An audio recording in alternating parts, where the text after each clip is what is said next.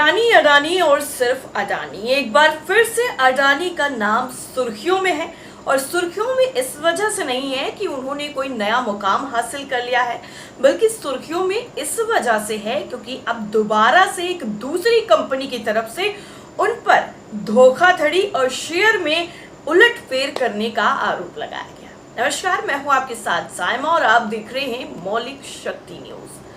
हम आपको आज अडानी के उस आरोप जो उन पर लगा है उस पे के बारे में बताएंगे जो अभी हाल ही में लगाया गया है, और इसके पहले जो हिंडनबर्ग की तरफ से कहा गया था वही बातें इसमें दिखाई गई हैं सबूत के साथ। क्या कुछ मामला है, चलिए आपको बताते हैं। दरअसल अडानी समूह पर राहुल गांधी ने फिर से बड़ा हमला बोला।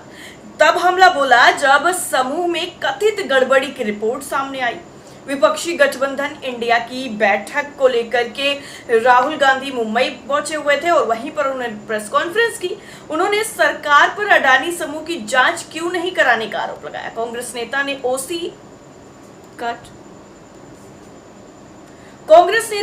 ओसीसीआरपी रिपोर्ट को लेकर अडानी समूह पर निशाना साधा और गौतम अडानी के भाई विनोद अडानी की भूमिका पर सवाल उठा।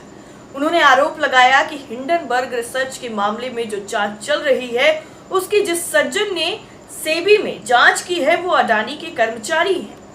ओसीसीआरपी की रिपोर्ट में दावा किया गया है कि इसके द्वारा प्राप्त विशेष दस्तावेज बताते हैं कि कम से कम 2 मामलों में निवेशकों का समूह के बहुसंख्यक शेयर धारकों यानी अडानी परिवार के साथ कथित संबंध है और अडानी की कंपनियों के शेयर की कीमतों में हेरफेर करने में मदद की है।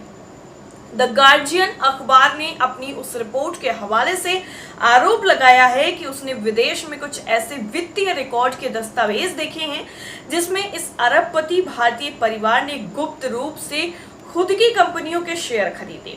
इस रिपोर्ट को लेकर राहुल गांधी ने अडानी समूह पर निशाना साधते हुए कहा कि यहाँ गंभीर सवाल उठाए गए हैं। पहला, ये पैसा किसका है? क्या ये अडानी का है या किसी और का?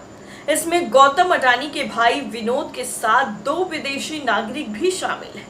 राहुल गांधी ने आगे ये भी कहा कि दूसरा सवाल ये है कि इन दोनों विदेशी नागरिकों को भारत के बुनियादी ढांचे के साथ खेलने की इजाजत क्यों दी जा रही है।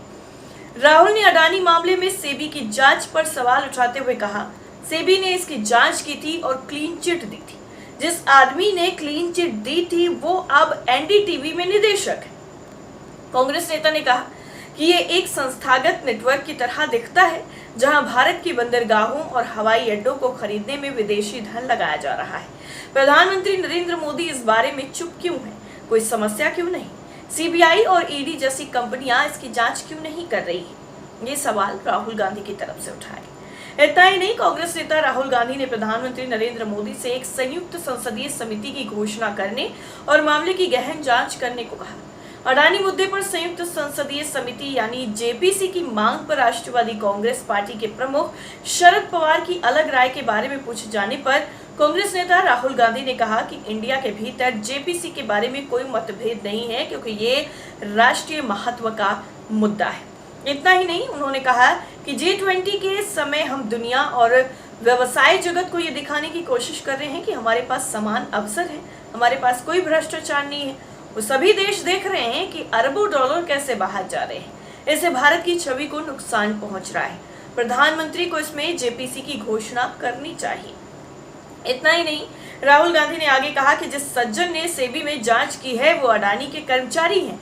इससे साबित होता है कि कोई जांच नहीं हुई। इसका मतलब ये भी है कि पीएम जांच नहीं चाहते थे। उन्होंने कहा, भारत में अब समान अवसर नहीं है। सभी अनुबंध और परियोजनाएं एक ही व्यक्ति को दे दी गई हैं। एक ही व्यक्ति देश की सभी संपत्तियां खरीद रहा है। ये स्पष्ट है कि उस एक व्यक्ति ने कुछ गलत किया है। इस तरीके से राहुल गांधी ने जबरदस्त तरीके से मोदी सरकार पर और अडानी पर हमला बोला और अडानी की मुश्किलें एक बार फिर से हिंडनबर्ग की रिपोर्ट के बाद इस नई रिपोर्ट से बढ़ गई है। आपका क्या मानना है इस पूरी रिपोर्ट को लेकर? कमेंट करके जरूर बताइए।